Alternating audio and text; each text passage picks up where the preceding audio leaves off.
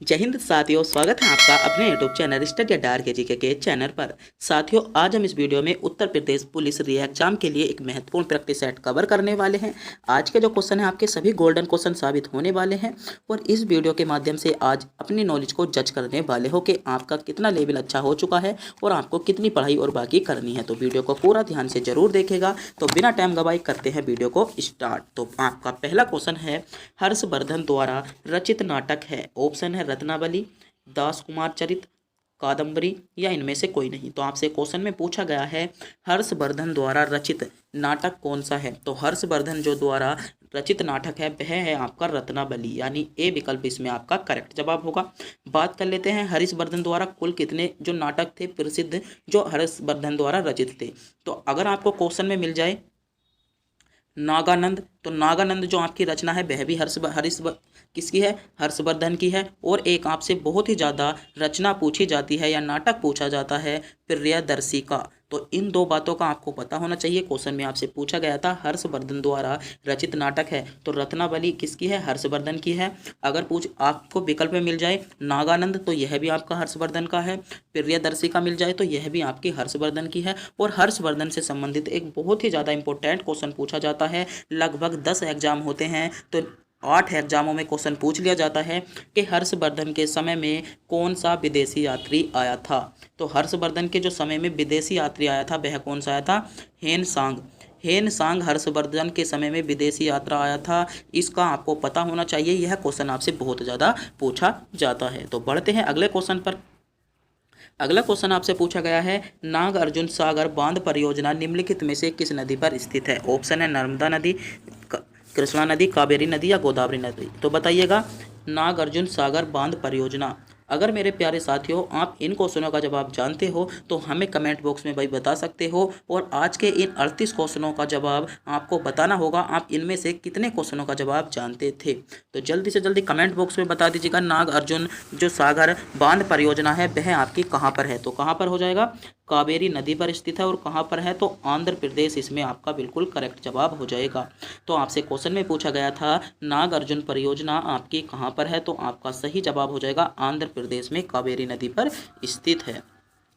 बढ़ते हैं अगले क्वेश्चन पर। अगला क्वेश्चन आपसे पूछा गया है भ्रूण को एक विशेष ऊतक की सहायता से मां के रक्त से पोषण प्राप्त होता है। तो क्वेश्चन को पढ़िएगा। क्वेश्चन में आपसे पूछा गया है जैसे कोई गर्भवती औरत है और उसके जो पेट में बच्चा पल रहा होता है उसे भोजन जो प्राप्त होता है कहाँ से प्राप्त होता है, यह क्वेश्चन में आपसे पूछा गया है। तो कहाँ से प्राप्त होता है, आपका सही जवाब हो जाएगा गर्भनाल से प्राप्त होता है, यानी बी विकल्प के साथ आपका बिल्कुल करेक्ट जवाब हो जाता है।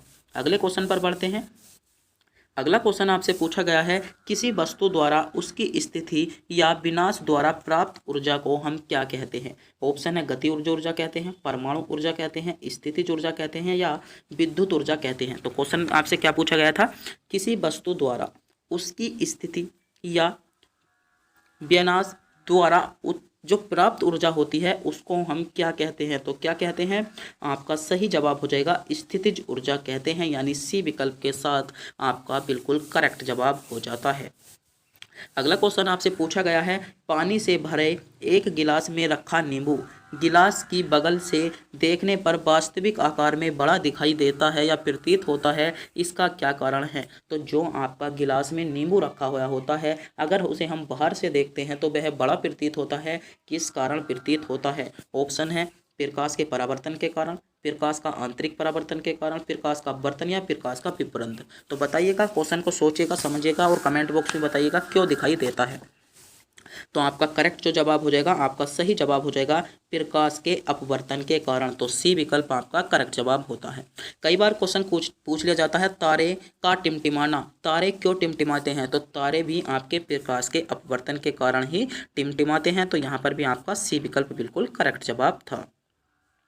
अगला क्वेश्चन आपसे पूछा गया है वायरस के कारण निम्नलिखित में से कौन सी बीमारी नहीं होती। तो वायरस के कारण इनमें से कौन सी बीमारी नहीं होती, तो हेपेटाइटिस जो होती है वह आपकी वायरस के कारण नहीं होती है। तो इसमें सी विकल्प के साथ आपका बिल्कुल करेक्ट जवाब होगा। अगले क्वेश्चन पर बात करते हैं। अगला क्वेश्चन आपसे पूछा गया है भारत के नियंत्रक एवं महालेखा परीक्षक का कार्यकाल है। ऑप्शन है 65 वर्ष की आयु तक, 6 वर्ष अथवा 65 वर्ष आयु जो पहले हो, 6 वर्ष या 62 वर्ष की आयु जो पहले हो, या उपयुक्त में से कोई नहीं। बताइएगा। भारत के नियंत्रक एवं महालेखा परीक्षक का जो कार्यकाल होता है वह आपका कितना होता है? तो कितना हो जाएगा? 6 वर्ष अथवा 65 वर्ष की आयु जो भी पहले हो। तो बी विकल्प के साथ इसमें आपका करेक्ट जवाब हो जाता है। अगला क्वेश्चन पूछा गया है, परमाणु बम की खोज किसने की? ऑटो हान ने। बताइएगा। परमाणु बम, तो परमाणु बम की जो खोज की थी ऑटो हान ने की थी। ए विकल्प के साथ आपका करेक्ट जवाब हो जाएगा। अगला क्वेश्चन पूछा गया है, कुछ भारतीय अर्थशास्त्री ब्रिटिश शासन के दौरान भारत की राष्ट्रीय आय का मूल्यांकन करने का प्रयास करते थे। निम्नलिखित में से कौन सा अर्थशास्त्री नहीं है? तो निम्नलिखित में से कौन सा अर्थशास्त्री नहीं है? बात कर लेते हैं दादा भाई नौरोजी, तो दादा भाई नौरोजी भी हैं, आपका सही जवाब होगा। बात कर लेते हैं BKRB राव, तो ये भी हैं आपके। RC दास, तो सही, तो इसमें डी विकल्प आपका करेक्ट जवाब होगा। ये जो है भारत के जो आप डी विकल्प में आपका प्रसाद चंद्र महानोलोबिस, ये क्या नहीं करते थे? मूल्यांकन नहीं करते थे। तो डी विकल्प आपका बिल्कुल करेक्ट जवाब हो जाता है। अगला क्वेश्चन क्या पूछा जा रहा है? अगला क्वेश्चन पूछा गया है, निम्नलिखित में से कौन से देश की मुद्रा बिर्र है? बताइएगा। तो बिर्र किस देश की मुद्रा है? तो आपका सही जवाब होगा इथियोपिया की है। तो ए विकल्प के साथ आपका करेक्ट जवाब हो जाता है। अगला क्वेश्चन आपसे पूछा गया है मेरे दोस्तों, विश्व जल दिवस कब मनाया जाता है? तो बताइएगा। विश्व जल दिवस आपका कब मनाया जाता है? बहुत ज़्यादा क्वेश्चन पूछा जाता है कि विश्व जल दिवस कब मनाया जाता है। तो विश्व जल दिवस आपका कब मनाया जाता है? तो विश्व जल दिवस आपका 22 मार्च को मनाया जाता है, यानी सी विकल्प आपका करेक्ट जवाब होगा। 22 मार्च को विश्व जल दिवस आपका मनाया जाता है। अगला क्वेश्चन आपसे पूछा गया है, निम्नलिखित में से कौन संसद के किसी भी सदन का कार्यवाही में गैर सदस्य के रूप में भाग ले सकता है? तो निम्नलिखित में से कौन संसद के किसी भी सदन की जो कार्यवाही में गैर सदस्य के रूप में भाग ले सकता है? तो कौन ले सकता है? आपका जो सही जवाब होगा महान्यायवादी ले सकता है। तो महान्यायवादी बी विकल्प के साथ इसमें आपका बिल्कुल करेक्ट जवाब होगा। और महान्यायवादी जो होता है भारतीय सरकार का प्रथम विधि अधिकारी होता है। कौन? महान्यायवादी। तो क्वेश्चन में आपसे पूछ लिया जाता है प्रथम विधि अधिकारी कौन है? तो महान्यायवादी होता है। आपको पता होना चाहिए, महत्वपूर्ण क्वेश्चन है। और जो महान्यायवादी का जिक्र है वह संविधान के अनुच्छेद 67 में आपको दिया गया है। अगला क्वेश्चन आपसे पूछा गया है, भारतीय संविधान का अनुच्छेद 21 का संबंध है? ऑप्शन है जीवन के अधिकार से, संवैधानिक उपचार के अधिकार से, धार्मिक स्वतंत्रता के अधिकार से, या समानता के अधिकार से। तो बताइएगा। भारतीय संविधान के अनुच्छेद 21 का जो संबंध दिया गया है वह आपका किससे है? तो भारतीय संविधान के अनुच्छेद 21 का संबंध है आपका जीवन के अधिकार से, यानी ए विकल्प के साथ यहाँ पर आपका बिल्कुल करेक्ट जवाब हो जाता है। बढ़ते हैं अगले क्वेश्चन की ओर। अगला क्वेश्चन आपसे पूछा गया है, निम्नलिखित में से कौन से वन की पत्ती के गिरने का निश्चित समय नहीं होता, इसलिए वे कभी भी अनवरत नहीं दिखाई देते? तो कौन से वृक्ष हो जाएगा? तो आपका इसमें जो करेक्ट जवाब निकल कर आता है शीतोष्ण सदाबहार वन, ए विकल्प के साथ आता है। बात कर लेते हैं शीतोष्ण साधारण जो वन होते हैं उनको उगने के लिए लगभग 200 सेंटीमीटर से अधिक वर्षा चाहिए। और जैसे आपकी रबड़ का पेड़ हो गया, यो आता है। मोदगी का पेड़ आता है। और जैसे आपकी बांसी हो जाती है जिसे हम बांस कहते हैं, ये सभी पेड़ आपके इसी के अंतर्गत आते हैं। अगला क्वेश्चन आपसे पूछा गया है, उच्च न्यायालय में न्यायाधीशों की संख्या बढ़ाने का अधिकार किसके पास होता है? ऑप्शन है भारत के मुख्य न्यायाधीश के पास, केंद्रीय विधि मंत्रालय, भारत की संसद, या राष्ट्रपति। तो इसमें जो आपका करेक्ट जवाब होगा, आपका सही जवाब होगा भारत की संसद के पास होता है। बात कर लेते हैं वर्तमान में कितने मुख्य न्यायाधीश हैं। तो वर्तमान में आपके जो सुप्रीम कोर्ट में न्यायाधीश हैं वह आपके 34 हैं, यानी 1 + 33। एक आपका मुख्य न्यायाधीश है और 33 आपके न्यायाधीश हो जाएंगे। बढ़ते हैं अगले क्वेश्चन पर। अगला क्वेश्चन आपसे पूछा गया है, निम्नलिखित में से कौन कथक नृत्य कलाकार नहीं है?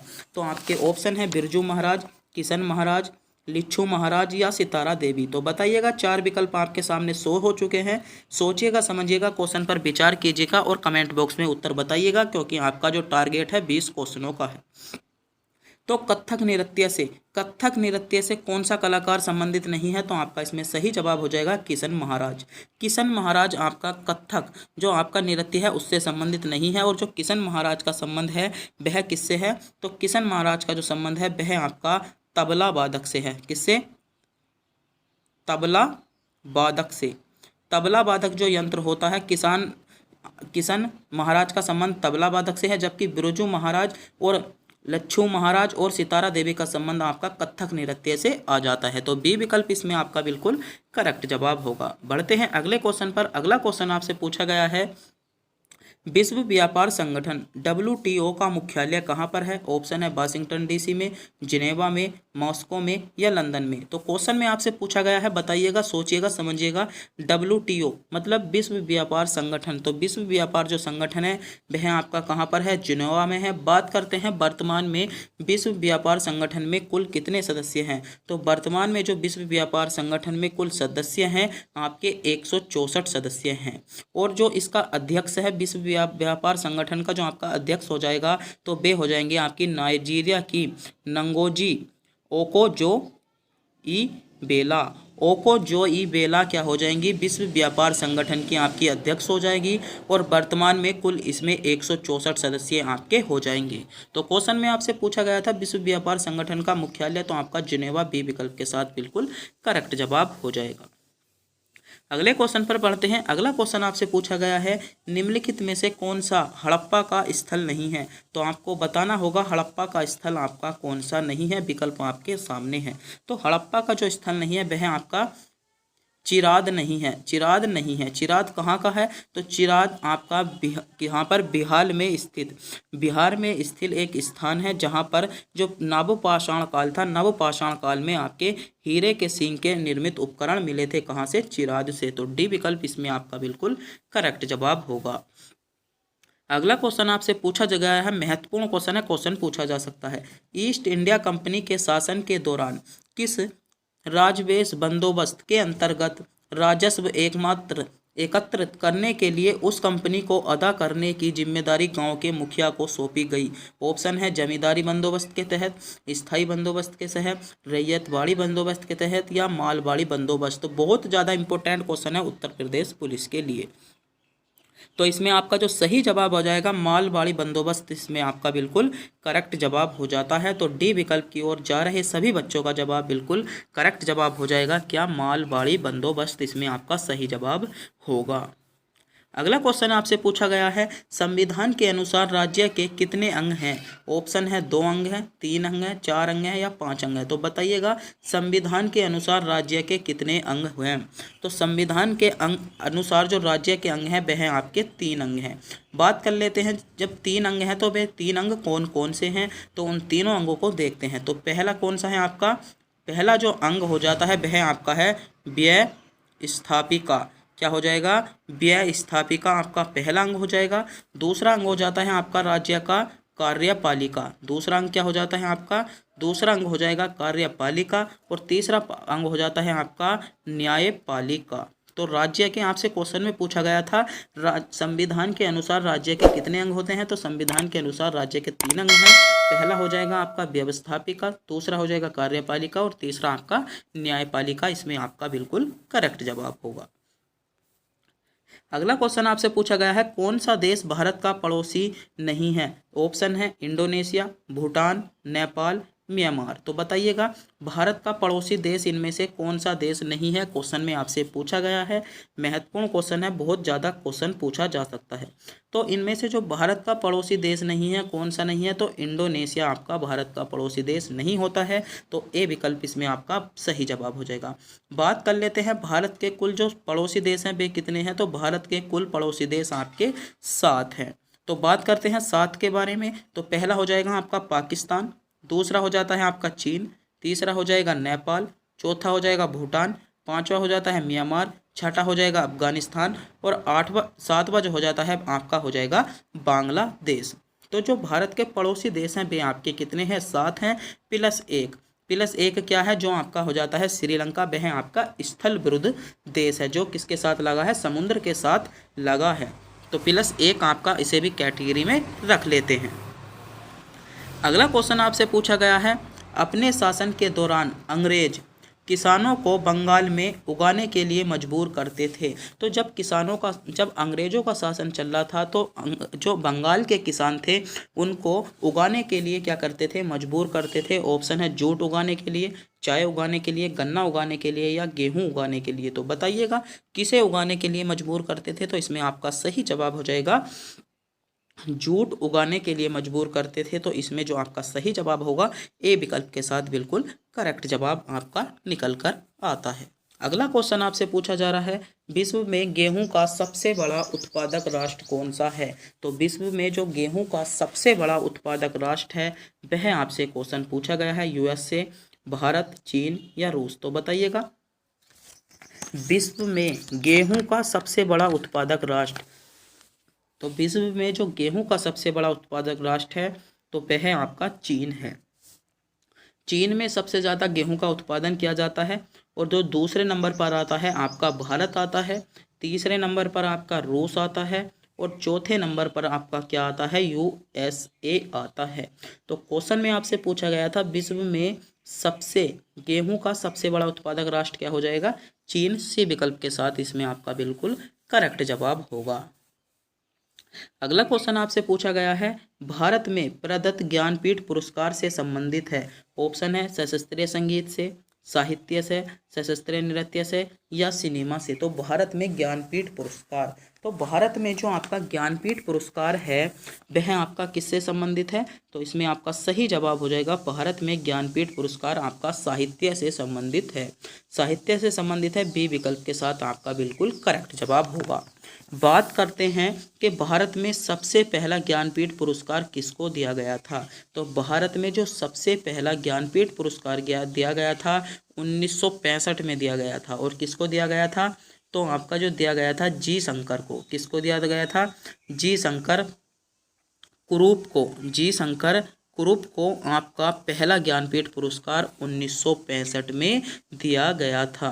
बात कर लेते हैं ज्ञानपीठ पुरस्कार कितनी भाषाओं में दिया जाता है? तो ज्ञानपीठ पुरस्कार आपका जो 22 भाषाओं में दिया जाता है। और जो सबसे पहला पुरस्कार दिया गया था वह आपका मलयालम भाषा में दिया गया था। इतना क्वेश्चन का भी आपको पता होना चाहिए। अगले क्वेश्चन की ओर बढ़ते हैं। अगला क्वेश्चन आपसे पूछा गया है, निम्न में से किसे डॉक्टर भीमराव अंबेडकर ने संविधान का हृदय और आत्मा बताया? ऑप्शन है समानता के अधिकार को, बी संवैधानिक उपचार के अधिकार को, संपत्ति के अधिकार को या धार्मिक स्वतंत्रता के अधिकार को। तो आपसे क्वेश्चन में पूछा गया है निम्नलिखित में से किसे डॉक्टर भीमराव अंबेडकर ने एक संविधान का हृदय और आत्मा बताया? तो किसको बताया? सोचिएगा, समझिएगा, क्वेश्चन पर विचार कीजिएगा और बता दीजिएगा। तो इसमें आपका सही जवाब हो जाएगा संवैधानिक उपचार का अधिकार। संवैधानिक उपचार का अधिकार को डॉक्टर भीमराव अंबेडकर ने क्या बताया था? भारत का हृदय और आत्मा बताया, जिसका जिक्र आपका अनुच्छेद 32 में मिलता है। जिसका जिक्र क्या मिलता है? अनुच्छेद 32 में मिलता है। इसमें आपकी क्या है? 5 प्रकार की रिटें दी गई हैं। इसमें आपकी 5 प्रकार की रिटें दी गई हैं। पहली रिट हो जाएगी आपकी बंदी प्रतिसक्षण, दूसरी हो जाती है परमादेश, तीसरी हो जाती है प्रतिषेध, चौथी हो जाती है उत्प्रेक्षण और पांचवी हो जाती है आपकी प्रच्छन्न। और बात कर लेते हैं हाई कोर्ट। और हाई कोर्ट ने भी किसे? हाई कोर्ट भी 200 किसे? आर्टिकल 226 के तहत इन पांचों रिटों को जारी करता है। बात करते हैं आर्टिकल 32 में कौन करता है? तो सुप्रीम कोर्ट करता है। क्वेश्चन में आपसे पूछा गया था निम्नलिखित में से किसे डॉक्टर भीमराव अंबेडकर ने संविधान का हृदय और आत्मा बताया? तो इसमें आपका सही जवाब हो जाता है संवैधानिक उपचार के अधिकार। जो संवैधानिक उपचार के अधिकार हैं उसे डॉक्टर भीमराव अंबेडकर ने संविधान का हृदय और आत्मा बताया, जो कि अनुच्छेद 32 में आपके आते हैं। तो बी विकल्प यहाँ पर आपका बिल्कुल करेक्ट जवाब होगा। अगला क्वेश्चन आपसे पूछा गया है, निम्नलिखित में से कौन लोरेंज वृक्क द्वारा मापा जाता है? तो लोरेंज वृक्क द्वारा आपका क्या मापा जाता है? तो सही जवाब हो जाएगा आय की विषमता। आय की विषमता आपकी लोरेंज वृक्क द्वारा मापी जाती है। तो डी विकल्प यहाँ पर आपका बिल्कुल करेक्ट जवाब होगा। अगले क्वेश्चन पर बढ़ते हैं। अगला क्वेश्चन आपसे पूछा गया है, भारत में प्रत्यक्ष कर कोड निम्नलिखित में से किससे संबंधित है? तो भारत में जो प्रत्यक्ष कर कोड है वह आपका किससे संबंधित है? तो आपका सही जवाब हो जाएगा आयकर से संबंधित है। तो बी विकल्प के साथ यहाँ पर क्या हो जाता है? आपका बिल्कुल करेक्ट जवाब हो जाएगा किससे संबंधित है? आयकर से आपका संबंधित हो जाता है। अगला क्वेश्चन आपसे पूछा जा रहा है, डायनामो परिवर्तित करता है। ऑप्शन है चुंबकीय ऊर्जा को विद्युत ऊर्जा में, ऊष्मीय ऊर्जा को विद्युत ऊर्जा में, यांत्रिक ऊर्जा को विद्युत ऊर्जा में, या प्रयुक्त में से कोई नहीं। तो बताइएगा, क्वेश्चन पर विचार कीजिएगा, सोचिएगा, समझिएगा, थोड़ा सा क्वेश्चन पर विचार कीजिएगा, इसमें आपका सही जवाब क्या हो जाएगा। क्वेश्चन में पूछा गया है डायनेमो, डायनेमो परिवर्तित करता है। तो डायनेमो परिवर्तित क्या करता है, तो डायनेमो आपका यांत्रिक ऊर्जा को विद्युत ऊर्जा में परिवर्तित करता है। किसे करता है, यांत्रिक ऊर्जा को विद्युत ऊर्जा में परिवर्तित करता है। सी विकल्प के साथ आपका बिल्कुल करेक्ट जवाब होगा। और एक क्वेश्चन आपसे यह भी पूछ लिया जाता है, डायनेमो किसके सिद्धांत पर कार्य करता है। तो डायनेमो जो सिद्धांत पर कार्य करता है, चुंबकीय प्रेरण सिद्धांत पर कार्य करता है। कौन से पर कार्य करता है, चुंबकीय प्रेरण सिद्धांत पर आपका कार्य करता है। क्वेश्चन में आपसे क्या पूछा गया था, डायनेमो परिवर्तित करता है, तो आपका सही जवाब हो जाएगा यांत्रिक ऊर्जा को विद्युत ऊर्जा में परिवर्तित करता है। सी विकल्प के साथ आपका बिल्कुल इसमें सही जवाब हो जाता है। अगला क्वेश्चन आपसे पूछा गया है, निम्नलिखित नदियों में से किस नदी का उद्गम नेपाल में और वह गंगा नदी में आकर मिलती है। ऑप्शन है कोसी नदी का, झेलम नदी का, चिनाब नदी का, रावी नदी का। तो आपको ऐसी नदी बतानी होगा जिसका आपका उद्गम जो हुआ है आपका नेपाल से हुआ है और बाद में गंगा नदी में आकर मिल जाती है। तो कौन सी नदी हो जाएगी, तो कोसी नदी का उद्गम आपका किससे हुआ है, नेपाल से हुआ है। ए विकल्प इसमें आपका बिल्कुल करेक्ट जवाब हो जाएगा। कोसी नदी का जो हुआ है उद्गम नेपाल से हुआ है और बाद में आकर गंगा नदी पर मिल जाती है। और कोसी नदी से संबंधित एक बहुत ज़्यादा महत्वपूर्ण क्वेश्चन बनकर आता है जो बार बार एग्जामों में पूछा जाता है कि किस नदी को बिहार का शोक कहा जाता है। तो जो बिहार का शोक कहा जाता है वह किस नदी को कहा जाता है, तो कोसी नदी को आपको बिहार का शोक कहा जाता है। किस नदी को, कोसी नदी को ही बिहार का शोक कहा जाता है। यह क्वेश्चन भी बहुत ज़्यादा पूछा जाता है, आपको इसका पता होना चाहिए। अगला क्वेश्चन आपसे पूछा गया है, उत्तर प्रदेश राज्य में नगर पालिका के गठन हेतु किस नगर की जनसंख्या कम से कम कितनी होनी चाहिए। क्वेश्चन को ध्यान से पढ़िएगा। क्वेश्चन में आपसे पूछा गया है उत्तर प्रदेश राज्य में नगर पालिका का गठन अगर हम करना चाहते हैं तो उस नगर की जो जनसंख्या कम से कम कितनी होनी चाहिए। ऑप्शन है 1,50,000, 40,000 या 25,000। तो बताइएगा, अगर हम नगर पालिका का गठन करना चाहते हैं तो उस जो नगर है उसकी जनसंख्या कितनी होनी चाहिए, तो उसकी जनसंख्या आपकी कितनी होनी चाहिए, 40,000 होनी चाहिए। सी विकल्प आपका बिल्कुल करेक्ट जवाब हो जाएगा। और एक क्वेश्चन आपका नगर पालिका से संबंधित बहुत महत्वपूर्ण क्वेश्चन पूछा जाता है पॉलिटी में, जो हर एग्जाम में आपको मिल जाएगा और लगभग स्टेट लेवल के जो आपके पीसीएस लेवल के एग्जाम है उनमें बहुत ज़्यादा क्वेश्चन पूछा जाता है।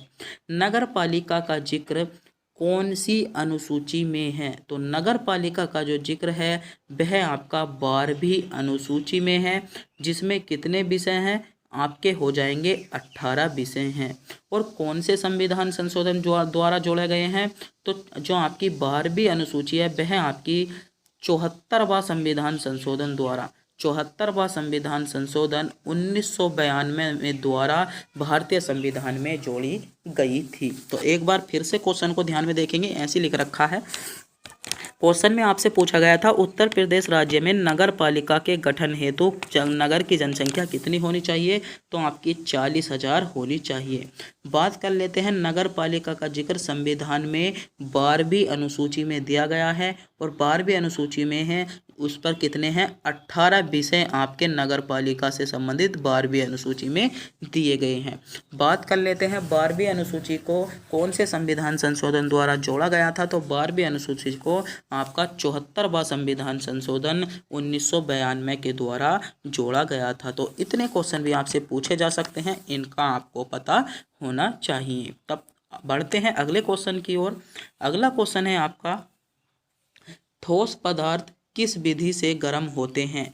ऑप्शन है विकिरण विधि से, संवहन विधि से, चालन विधि से या इनमें से कोई नहीं। तो ठोस पदार्थ किस विधि के द्वारा गर्म होते हैं, यह आपसे क्वेश्चन पूछा गया है। तो ठोस पदार्थ जो आपके गर्म होते हैं वह आपके चालन विधि से गर्म होते हैं। तो सी विकल्प इसमें आपका बिल्कुल करेक्ट जवाब होगा। अगला क्वेश्चन क्या पूछा गया है? अगला क्वेश्चन आपसे पूछा गया है उस सबसे बड़े देश का नाम बताइए जिसकी सीमा में एक भी नदी नहीं बहती। ऑप्शन है संयुक्त राज्य अमीरात, सऊदी अरब, कुवैत या लीबिया। बताइएगा ऐसा कौन सा देश है आपका जहां से एक भी नदी नहीं बहती। तो ऐसा जो आपका देश आ जाता है सऊदी अरब आ जाता है। सऊदी अरब बी विकल्प के साथ आपका बिल्कुल करेक्ट जवाब होगा।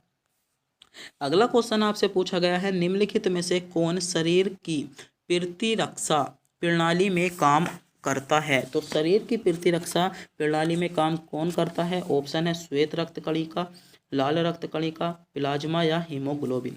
तो बताइएगा।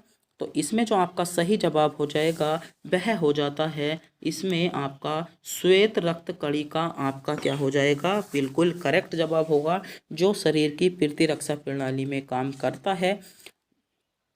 क्वेश्चन में आपसे पूछा जा सकता है रक्त का रक्षक किसे कहा जाता है। तो रक्त का रक्षक भी आपका श्वेत रक्त कणिका को कहा जाता है। ए विकल्प के साथ आपका बिल्कुल करेक्ट जवाब होगा। बढ़ते हैं अगले क्वेश्चन पर कि अगला क्वेश्चन आपसे क्या पूछा गया है। अगला क्वेश्चन पूछा गया है एक साधारण उपकरण है, आपको बताना होगा जिसके उपयोग इलेक्ट्रॉनिक सिटी को वियोजित करने या उसे पूरा करने के लिए किया जाता है। ऑप्शन है ट्रांजिस्टर का, फ्यूज का, प्रतिरोधक का या स्विच का। तो किसका प्रयोग किया जाता है? स्विच एक ऐसा उपकरण है जिसका उपयोग हम इलेक्ट्रॉनिक सर्किट को वियोजित करने या उसे पूरा करने में करते हैं। तो यहाँ पर डी विकल्प के साथ आपका बिल्कुल करेक्ट जवाब हो जाएगा।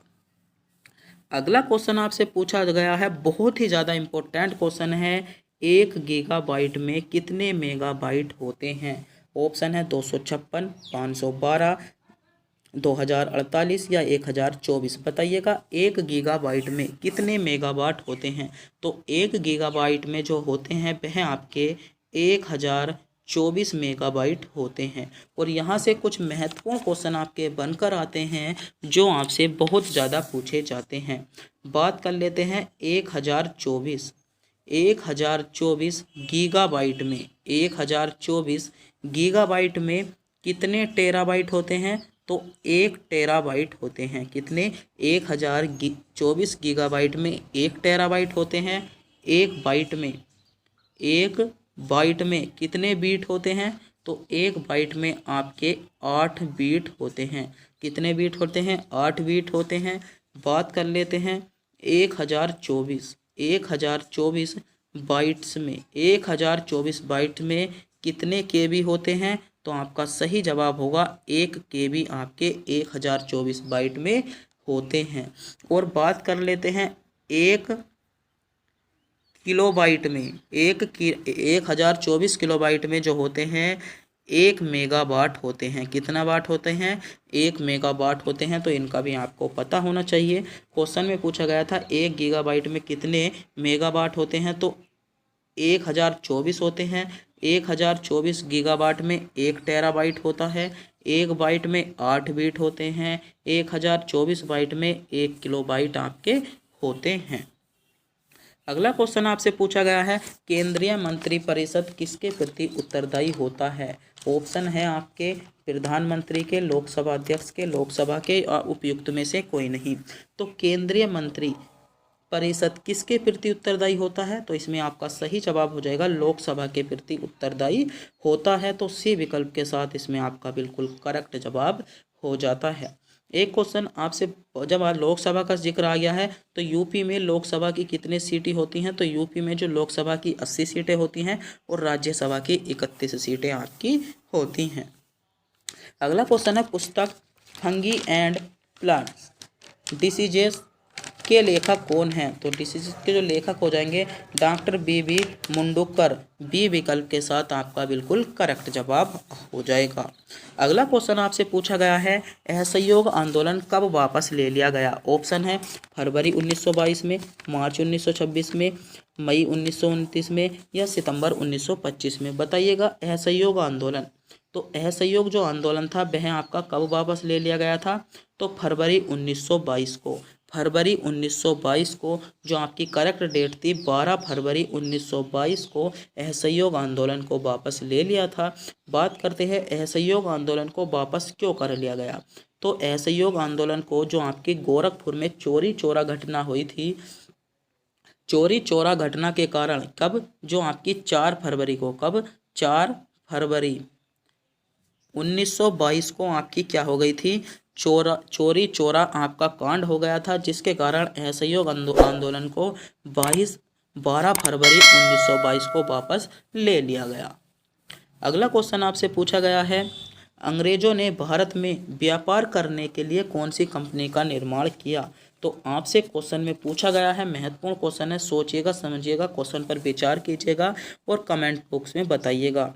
अंग्रेजों ने भारत में व्यापार करने के लिए कौन सी कंपनी का निर्माण किया था? तो कौन सी कंपनी का निर्माण किया था? आपका सही जवाब हो जाएगा ईस्ट इंडिया कंपनी का निर्माण किया था। अंग्रेजों ने भारत में व्यापार करने के लिए ईस्ट इंडिया कंपनी का व्यापार किया था। कभी कभी क्वेश्चन आपसे पूछ लिया जाता है कि ईस्ट इंडिया कंपनी ने अपना पहला कारखाना या अपनी पहली कंपनी कहाँ पर खोली थी? तो पहली कंपनी आपकी जो खोली थी वह आपकी सूरत में खोली थी। कहाँ पर खोली थी? पहली कंपनी आपकी ईस्ट इंडिया कंपनी ने कहाँ पर खोल दी थी? सूरत में खोली थी। और कब खोली थी? 1608 में खोली थी। कब खोली थी? 1608 में आपकी ईस्ट इंडिया कंपनी ने पहली कंपनी आपकी सूरत में खोल दी थी। आगे बढ़ते हैं। आगे आपसे पूछा गया है, लोकसभा में सदस्यों द्वारा निजी विधेयक पेश करने की सूचना अवधि क्या है? तो लोकसभा में सदस्यों द्वारा निजी विधेयक जो पेश करने की अवधि है वह आपकी कितनी है? 1 माह की है। ए विकल्प आपका बिल्कुल करेक्ट जवाब होगा। अगला क्वेश्चन पूछा गया है, ओजोन परत निम्नलिखित में से किसके नष्ट करती है? तो CFC इसमें ए विकल्प के साथ आपका सही जवाब होगा। और अगला क्वेश्चन आपसे पूछा गया है, भारत में संविधान के किस अनुच्छेद के अनुसार राष्ट्रपति के पास अध्यादेश जारी करने का अधिकार होता है? तो आपका इसमें सही जवाब हो जाएगा अनुच्छेद 123 के तहत। अनुच्छेद 123 के तहत राष्ट्रपति क्या है? अध्यादेश जारी करने का अधिकार होता है। तो ए विकल्प यहाँ पर आपका बिल्कुल करेक्ट जवाब होगा। और आज की वीडियो का अंतिम क्वेश्चन आपकी स्क्रीन पर आ चुका है। क्वेश्चन है, भारतीय संविधान के अनुच्छेद 170 के अनुसार किसी राज्य की विधानसभा के सदस्यों की न्यूनतम तथा अधिकतम संख्या क्रम से कितनी हो सकती है? ऑप्शन है 40 तथा 400, 50 तथा 450, 60 तथा 550 या 60 तथा 500। तो बताइएगा कितनी हो सकती है? तो इसमें जो आपका सही जवाब हो जाएगा डी विकल्प इसमें आपका बिल्कुल करेक्ट जवाब हो जाएगा। जबकि यहाँ पर 2 राज्य आपके अपवाद के रूप में आते हैं। पहला हो जाएगा आपका गोवा, जिसमें जो न्यूनतम संख्या है वह आपकी 40 है। और दूसरा आ जाता है आपका सिक्किम। सिक्किम में कितनी है? सिक्किम में जो आपकी न्यूनतम संख्या है वह आपकी 32 हो जाएगी। तो मेरे प्यारे दोस्तों, आज हमने उत्तर प्रदेश पुलिस री एग्जाम के लिए एक 38 महत्वपूर्ण क्वेश्चनों का प्रैक्टिस सेट कराया है। अगर आपने इन 38 के 38 क्वेश्चनों को कवर करा है तो आपको लगभग 5 से 6 क्वेश्चन आपको एग्जाम में सीधे देखने को मिलने वाले हैं। तो मेरे दोस्तों, जो आज की वीडियो में आपको टारगेट दिया था 20 क्वेश्चनों का, तो बताइएगा कितने ऐसे स्टूडेंट हैं जिनके इन 38 क्वेश्चनों में से 20 क्वेश्चन सही हैं। अगर आपके भी 20 क्वेश्चन सही हैं तो आपका स्कोर बहुत अच्छा हो चुका है और आपको थोड़े रिवीजन करने की और ज़रूरत है। आप जीके जीएस के पर इतना गौर नहीं दे सकते अगर आपने इनमें से 20 क्वेश्चनों को सही किया है। तो अगर मेरे प्यारे दोस्तों आपको भी वीडियो अच्छी लगी हो तो वीडियो को लाइक और हमारे चैनल को सब्सक्राइब जरूर कर दीजिएगा और अपने दोस्तों के पास वीडियो को शेयर जरूर कर दें। और अगर आप इस पूरे प्रैक्टिस सेट को PDF के रूप में प्राप्त करना चाहते हो तो उसका लिंक आपको वीडियो के डिस्क्रिप्शन में मिल जाएगा। वहां से जाकर आप पूरे प्रैक्टिस सेट को डाउनलोड कर सकते हो और अपना किसी भी कैफ़े पर निकल जाकर आप इस पूरे प्रैक्टिस सेट को निकलवा सकते हो और दोबारा से इस प्रैक्टिस सेट को लगा सकते हो। तो जिसका लिंक आपको वीडियो के डिस्क्रिप्शन में मिल जाएगा, वरना आप हमारे टेलीग्राम चैनल को भी ज्वाइन कर सकते हो जहां पर रोज़ हम MCQ क्वेश्चन कवर कराते हैं। आप अगर हमारे टेलीग्राम चैनल को ज्वाइन करते हो तो वहां पर आपका लेवल और भी अच्छा होगा, जहां पर आपको GK GS के बहुत ज़्यादा क्वेश्चन देखने को मिलते हैं। यहाँ तक कि हिंदी के क्वेश्चन भी हम आपको अपने टेलीग्राम चैनल पर कवर कराते हैं, वो आपको MCQs के रूप में देखने को मिलते हैं। जैसे आप टेस्ट देते हो तो टेस्ट के रूप में आपको क्वेश्चन देखने को मिलते हैं। तो हमारे चैनल को सब्सक्राइब कीजिएगा और टेलीग्राम चैनल को ज्वाइन जरूर कर लीजिएगा और अपने दोस्तों के पास भी वीडियो को शेयर जरूर कर दें। प्लीज़ चैनल को सब्सक्राइब करना ना भूलें। तब तक के लिए मिलते हैं फिर से एक नए प्रैक्टिस सेट में।